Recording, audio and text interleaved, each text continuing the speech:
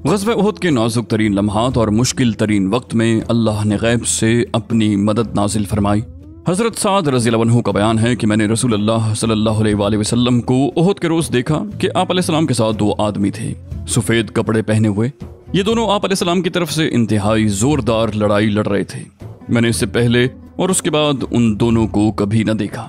एक और रिवायत में है कि ये दोनों हज़रत जिब्रील और हज़रत मीकाईल थे।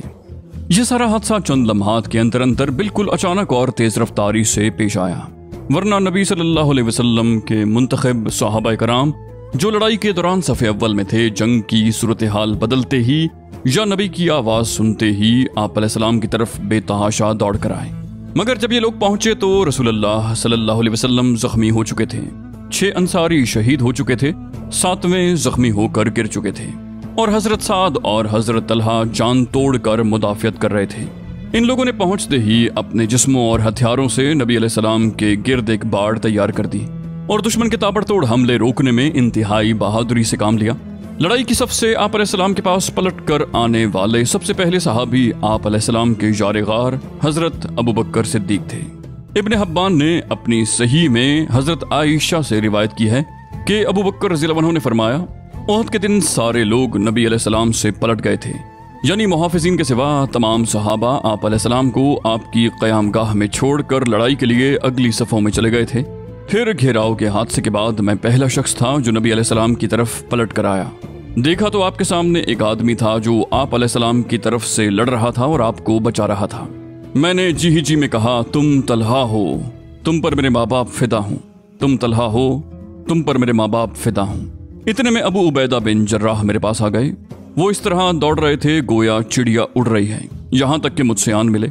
अब हम दोनों नबी अलैहिस्सलाम की तरफ दौड़े। देखा तो आपके आगे तलहा बिछे पड़े थे। आप अलैहिस्सलाम ने फरमाया, अपने भाई को संभालो, इसने जन्नत वाजिब कर ली है। हजरत अबू बकर रज़ियल्लाहु अन्हु का बयान है कि हम पहुंचे तो नबी अलैहिस्सलाम का चेहरा मुबारक जख्मी हो चुका था और खौद की 2 कड़ियां आंख के नीचे रुखसार में धंस चुकी थीं। मैंने उन्हें निकालना चाहा तो अबू उबैदा ने कहा, खुदा का वास्ता देता हूँ, मुझे निकालने दीजिए।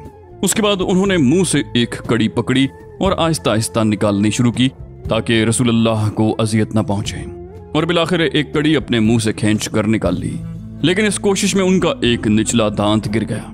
अब दूसरी मैंने खींचनी चाहिए तो अबू उबैदा ने फिर कहा, अबू बकर खुदा का वास्ता देता हूँ, मुझे खींचने दीजिए। उसके बाद दूसरी भी आहिस्ता आहिस्ता खींची, लेकिन उनका दूसरा निचला दांत भी गिर गया। फिर आप अलैहिस्सलाम ने फरमाया, अपने भाई तलहा को संभालो, इसने जन्नत वाजिब कर ली। हजरत अबू बकर सिद्दीक कहते हैं कि अब हम तलहा की तरफ मुतवज्जे हुए और उन्हें संभाला। उनको 10 से ज्यादा जख्म आ चुके थे। इससे भी अंदाजा होता है कि हजरत तलहा रज़ियल्लाहु अन्हु ने उस दिन दिफा व क़िताल में कैसी जांबाजी और बेजिगरी से काम लिया।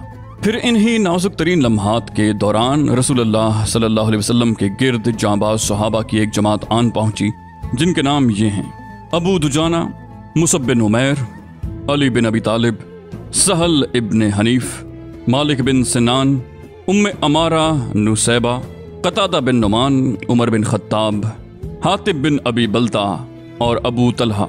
उधर मुशरिकीन की तादाद भी लम्हा बलम्हा बढ़ती जा रही थी, जिसके नतीजे में उनके हमले सख्त होते जा रहे थे और उनका दबाव बढ़ता जा रहा था, यहाँ तक कि रसूलुल्लाह सल्लल्लाहु अलैहि वसल्लम उन चंद गढ़ों में से एक गड्ढे में जा गिरे जिन्हें अबू आमिर फासिक ने इसी किस्म की शरारत के लिए खोद रखा था, और इसके नतीजे में आप अलैहिस्सलाम का घुटना मोच खा गया। चुनाचे हजरत अली रज़ियल्लाहु अन्हु ने आप अलैहिस्सलाम का हाथ थामा और तलहा बिन उबैदुल्लाह ने, जो खुद भी जख्मों से चूर थे, आप अलैहिस्सलाम को आगोश में लिया। तब आप अलैहिस्सलाम बराबर खड़े हो सके। नाफे बिन जुबैर कहते हैं, मैंने एक महाजिर सहाबी को सुना, फरमा रहे थे, मैं जंग उहद में हाजिर था। मैंने देखा कि हर जानिब से आप अलैहिस्सलाम पर तीर बरस रहे हैं और आप अलैहिस्सलाम तीरों के बीच में हैं, लेकिन सारे तीर आप से फेर दिए जाते हैं, यानी आगे घेरा डाले हुए सहाबा उन्हें रोक लेते हैं। और मैंने देखा कि अब्दुल्लाह बिन शहाब ज़हरी कह रहा था, मुझे बताओ मोहम्मद कहाँ है, अब या तो मैं रहूंगा या वो रहेगा। हालांकि रसूलुल्लाह सल्लल्लाहु अलैहि वसल्लम उसके करीब थे, आप अलैहिस्सलाम के साथ कोई भी न था। फिर वो आप अलैहिस्सलाम से आगे निकल गया। इस पर सफवान ने उसे मलामत की। जवाब में उसने कहा, वल्लाह मैंने उसे देखा ही नहीं, खुदा की कसम वो हमसे महफूज कर दिया गया है। उसके बाद हम 4 आदमी ये अहदो पैमान करके निकले कि उन्हें कत्ल कर देंगे, लेकिन उन तक न पहुंच सके। بہرحال اس موقع پر مسلمانوں نے ایسی بے مثال جانبازی اور تابناک قربانیوں کا مظاہرہ کیا جس کی نظیر تاریخ میں نہیں ملتی۔ چنانچہ ابو طلحہ رضی اللہ عنہ نے اپنے آپ کو رسول اللہ صلی اللہ علیہ وسلم کے آگے سپر بنا لیا۔ وہ اپنا سینہ سامنے کر دیا کرتے تھے تاکہ آپ علیہ السلام کو دشمن کے تیروں سے محفوظ رکھ سکیں۔ حضرت انس رضی اللہ عنہ کا بیان ہے کہ احد کے روز لوگ یعنی عام مسلمان شکست کھا کر آپ علیہ السلام کے پاس آنے کی بجائے ادھر ادھر بھاگے، اور ابو طلحہ آپ علیہ السلام کے آگے اپنی ایک ڈھال لے کر سپر بن گئے۔ وہ ماہر تیر انداز تھے، بہت کھینچ کر تیر چلاتے تھے۔ چنانچہ اس دن 2 یا 3 کمانیں توڑ ڈالیں۔ نبی علیہ السلام کے پاس سے کوئی آدمی تیروں کا ترکش لیے گزرتا تو آپ علیہ السلام فرماتے کہ انہیں ابو طلحہ کے لیے بکھیر دو، اور نبی علیہ السلام قوم کی طرف سر اٹھا کر دیکھتے تو ابو طلحہ کہتے، میرے ماں باپ آپ پر قربان، آپ سر اٹھا کر نہ جھانکیں، آپ کو قوم کا کوئی تیر نہ لگ جائے، میرا سینہ آپ کے سینے کے آگے ہے۔ حضرت انس رضی اللہ عنہ سے یہ بھی مروی ہے کہ حضرت ابو طلحہ اپنا اور نبی علیہ السلام کا ایک ہی ڈھال سے بچاؤ کر رہے تھے، اور ابو طلحہ بہت اچھے تیر انداز تھے۔ جب وہ تیر چلاتے تو نبی علیہ السلام گردن اٹھا کر دیکھتے کہ ان کا تیر کہاں گرا۔ حضرت ابو دجانہ نبی علیہ السلام کے آگے کھڑے ہو گئے اور اپنی پیٹھ کو آپ علیہ السلام کے لیے ڈھال بنا دیا۔ ان پر تیر پڑ رہے تھے لیکن وہ ہلتے نہ تھے۔ حضرت حاطب بن ابی بلتع نے عتبہ بن ابی وقاص کا پیچھا کیا، جس نے نبی علیہ السلام کا دندان مبارک شہید کیا تھا، اور اسے اس زور کی تلوار ماری کہ اس کا سر چھٹک گیا، پھر اس کے گھوڑے اور تلوار پر قبضہ کر لیا۔ حضرت سعد بن ابی وقاص بہت زیادہ خواہاں تھے کہ اپنے اس بھائی عتبہ کو قتل کریں، مگر وہ کامیاب نہ ہو سکے، بلکہ یہ سعادت حضرت حاطب کی قسمت میں تھی۔ حضرت سہل بن حنیف بھی بڑے جانباز تیر انداز تھے۔ انہوں نے آپ علیہ السلام سے موت پر بیعت کی اور اس کے بعد مشرکین کو نہایت زور و شور سے دفع کیا۔ رسول اللہ خود بھی تیر چلا رہے تھے۔ چنانچہ حضرت قتادہ بن نعمان کی روایت ہے کہ آپ علیہ السلام نے کمان سے اتنے تیر چلائے کہ اس کا کنارہ ٹوٹ گیا، پھر اس کمان کو حضرت قتادہ بن نعمان نے لے لیا اور وہ انہی کے پاس رہی۔ اس روز یہ واقعہ بھی ہوا کہ حضرت قتادہ کی آنکھ چوٹ کھا کر چہرے پر ڈھلک آئی۔ نبی علیہ السلام نے اسے اپنے ہاتھ سے پپوٹے کے اندر داخل کر دیا۔ اس کے بعد ان کی دونوں آنکھوں میں یہی زیادہ خوبصورت لگتی تھی اور اس کی بینائی زیادہ تیز تھی۔ حضرت عبد الرحمن بن عوف نے لڑتے لڑتے منہ پر چوٹ کھائی، جس سے ان کا سامنے کا دانت ٹوٹ گیا اور انہیں 20 یا 22 سے زیادہ زخم آئے، جن میں سے بعض زخم پاؤں میں لگے اور وہ لنگڑے ہو گئے۔ ابو سعید خدری کے والد مالک بن سنان نے آپ علیہ السلام کے چہرے سے خون چوس کر صاف کیا۔ آپ علیہ السلام نے فرمایا، اسے تھوک دو۔ انہوں نے کہا، واللہ اسے تو میں ہرگز نہ تھوکوں گا۔ اس کے بعد پلٹ کر لڑنے لگے۔ آپ علیہ السلام نے فرمایا، جو شخص کسی جنتی آدمی کو دیکھنا چاہتا ہے وہ انہیں دیکھ لے۔ اس کے بعد وہ لڑتے لڑتے شہید ہو گئے۔ ایک نادر کارنامہ خاتون صحابیہ حضرت ام عمارہ نسیبہ بنت کعب نے انجام دیا۔ وہ چند مسلمانوں کے درمیان لڑتی ہوئی ابن قمہ کے سامنے آ گئی۔ ابن قمہ نے ان کے کندھے پر ایسی تلوار ماری کہ گہرا زخم ہو گیا۔ انہوں نے بھی ابن قمہ کو اپنی تلوار کی کئی ضربیں لگائیں، لیکن کم بخت 2 زرہیں پہنے ہوئے تھا، اس لیے بچ گیا۔ حضرت ام عمارہ نے لڑتے بھڑتے 12 زخم کھائے۔ حضرت مصعب بن عمیر نے بھی انتہائی پامردی اور جانبازی سے جنگ کی۔ وہ آپ علیہ السلام سے ابن قمہ اور اس کے ساتھیوں کے پے در پے حملوں کا دفاع کر رہے تھے۔ ان کے ہاتھوں میں اسلامی لشکر کا پھریرا تھا۔ ظالموں نے ان کے داہنے ہاتھ پر اس زور کی تلوار ماری کہ ہاتھ کٹ گیا۔ اس کے بعد انہوں نے بائیں ہاتھ میں جھنڈا پکڑ لیا اور کفار کے مقابلے میں ڈٹے رہے۔ بالآخر ان کا بایاں ہاتھ بھی کاٹ دیا گیا۔ اس کے بعد انہوں نے جھنڈے پر گھٹنے ٹیک کر اسے سینے اور گردن کے سہارے لہرائے رکھا اور اسی حالت میں جام شہادت نوش فرمایا۔ ان کا قاتل ابن قمہ تھا۔ وہ سمجھ رہا تھا کہ یہ محمد صلی اللہ علیہ وسلم ہیں، کیونکہ حضرت مصعب بن عمیر آپ علیہ السلام کے ہم شکل تھے۔ چنانچہ وہ حضرت مصعب رضی اللہ عنہ کو شہید کر کے مشرکین کی طرف واپس چلا گیا اور چلا چلا کر اعلان کیا کہ محمد قتل کر دیے گئے۔ اس کے اس اعلان سے نبی علیہ السلام کی شہادت کی خبر مسلمانوں اور مشرکین دونوں میں پھیل گئی، اور یہی وہ نازک ترین لمحہ تھا جس میں آپ علیہ السلام سے الگ تھلگ نرغے کے اندر آئے ہوئے بہت سے صحابہ کرام کے حوصلے ٹوٹ گئے۔ ان کے عزائم سرد پڑ گئے اور ان کی صفیں اتھل پتھل اور بدنظمی کا شکار ہو گئیں۔ مگر آپ علیہ السلام کی شہادت کی یہی خبر اس حیثیت سے مفید ثابت ہوئی کہ اس کے بعد مشرکین کے پرجوش حملوں میں کسی قدر کمی آ گئی، کیونکہ وہ محسوس کر رہے تھے کہ ان کا آخری مقصد پورا ہو چکا ہے۔ چنانچہ بہت سے مشرکین نے حملہ بند کر کے مسلمان شہداء کی لاشوں کا مسئلہ کرنا شروع کر دیا۔ حضرत मुसअब बिन उमैर रज़ियल्लाहु अन्हु की शहादत के बाद आप अलैहिस्सलाम ने झंडा हजरत अली इब्न अबी तालिब को दिया। उन्होंने जमकर लड़ाई की।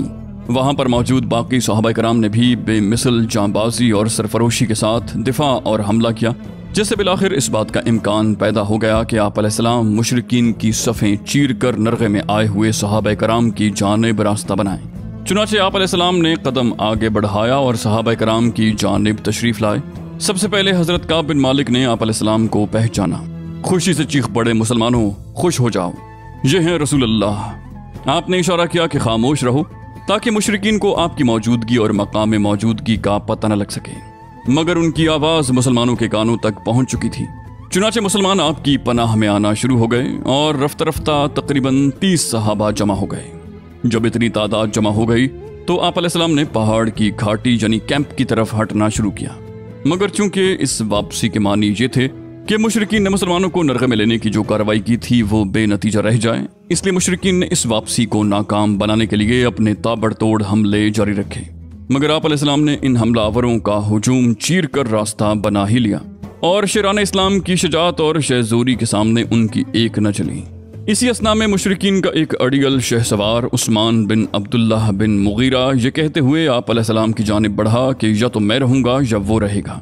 उधर रसूल अल्लाह भी दो दो हाथ करने के लिए ठहर गए, मगर मुकाबले की नौबत ना आई क्योंकि उसका घोड़ा एक गड्ढे में गिर गया और इतने में हारिस बिन समा ने उसके पास पहुंचकर उसे ललकारा और उसके पांव पर इस जोर की तलवार मारी कि वो वहीं बैठ गया। फिर उसका काम तमाम करके उसका हथियार ले लिया और आप अलैहिस्सलाम की खिदमत में आ गए। मगर इतने में मक्की फौज के एक दूसरे सवार अब्दुल्ला बिन जाबिर ने पलटकर हजरत हारिस बिन समा पर हमला कर दिया और उनके कंधे पर तलवार मारकर जख्मी कर दिया, मगर मुसलमानों ने लपक कर उन्हें उठा लिया। उधर खतरात से खेलने वाले मर्द मुजाहिद अबू दुजाना, जिन्होंने आज सुर्ख पट्टी बांध रखी थी, अब्दुल्ला बिन जाबिर पर टूट पड़े और उसे ऐसी तलवार मारी कि उसका सर उड़ गया। करिश्मे कुदरत देखिए कि इसी खूंरेज मार धाड़ के दौरान मुसलमानों को नींद की झपकियां भी आ रही थीं, और जैसा कि कुरान ने बतलाया है ये अल्लाह की तरफ से अमन और तमानियत थी। अबू तलहा का बयान है कि मैं भी उन लोगों में से था जिन पर ओहद के रोज नींद छा रही थी, यहाँ तक कि मेरे हाथ से कई बार तलवार गिर गई। हालत ये थी कि वो गिरती थी और मैं पकड़ता था, फिर गिरती थी और फिर पकड़ता था।